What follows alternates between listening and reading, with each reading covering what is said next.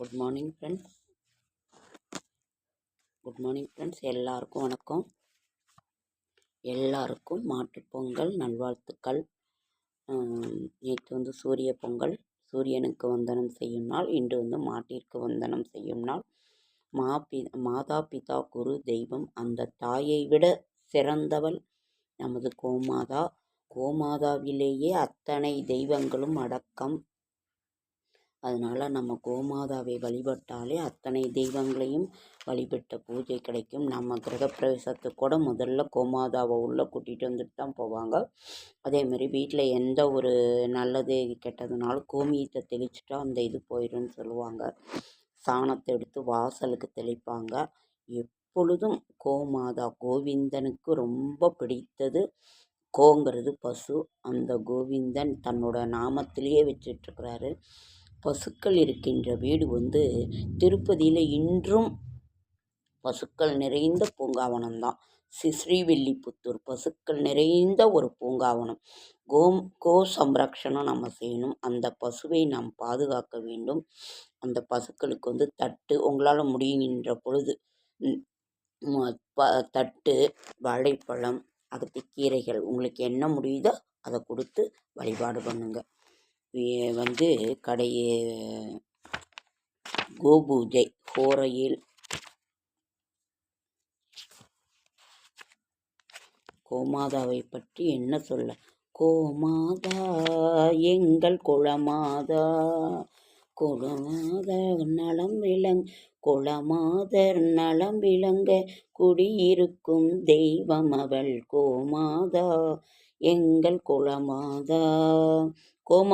கோமாதாவை பூஜிப்பதால் ஜெகன்மாதா திருப்தி அடைகிறாள். முன்னோர் வழிபாட்டிற்கும் கோபூஜையே சிறந்தது. பரத்வாஜர் சொல்லியிருக்கிறாரு. மற்றவர்கள் ஜெகன்மாதாவை புவனேஸ்வரி கோமாதா வடிவில் இருக்கிறாள்.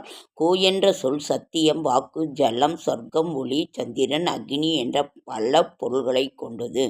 கோ பசுவை குறிப்பது. பசு வினயத்திற்கு காமதேனு, இதன் வடிவில் விளங்குபவள் புவனேஸ்வரி. கோமாதாவை பூஜிப்பதால் நாம் நமது உலகை ஆட்டி படைக்கின்ற கிரகமான சனி கிரகமான அனுகிரகத்தை நாம் பெறலாம். கோமாதாவை போற்றுவதால் ஜெகன்மாதா திருப்தி அடைகின்றாள். கோமாதாவையும் ஜெகன்மாதாவையும் நித்தம் பூஜித்து வழிபடுபவர்கள் பரமஹம்ச ஸ்ரீ சுவாமிகள் அவர் சொல்கிறாரு. முன்னோர்கள் வழிபாடும்.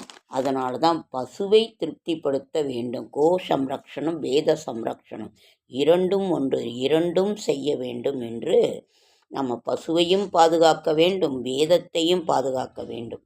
அதனால் பசுக்களுக்கு உணவளிப்பதின் மூலம் பித்ருதோஷம் அகன்று அவர்களின் மேலான ஆசையை நாம் வாங்குகின்றோம். அதனால் பசுக்களுக்கு மறைந்து முன்னோர்கள் நாளன்று கூட அன்னைக்கு நாம் பசுக்கு கீரை, அகத்திக்கீரை அது இதுன்னு சொல்லுவாங்க. அதனால் பசுக்களை நாம் வணங்குவோம், கோமாதாவை வணங்குவோம். செடியாய வல்வினைகள் தீர்க்கும் திருமாலே நெடியானே வேங்கடவா, நின் கோயிலின் வாசல் அடியாரும் வானவரும் மரம் ஏறும் கிடந்தீங்க படியாய் கிடந்து உன் பழவாய் காண்பேனும்.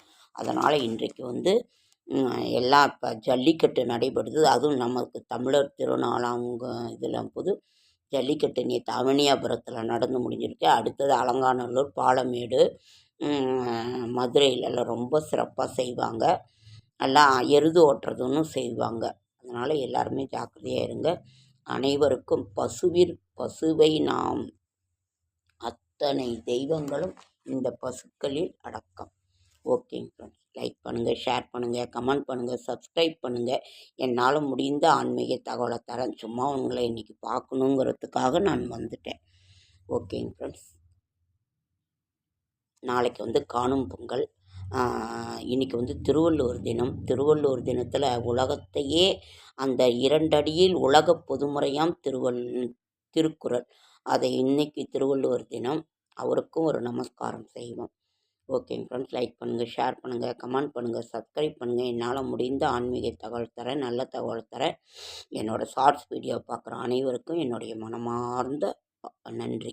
ஓகேங்க ஃப்ரெண்ட்ஸ், அடுத்த வீடியோவில் சந்திக்கிறேன்.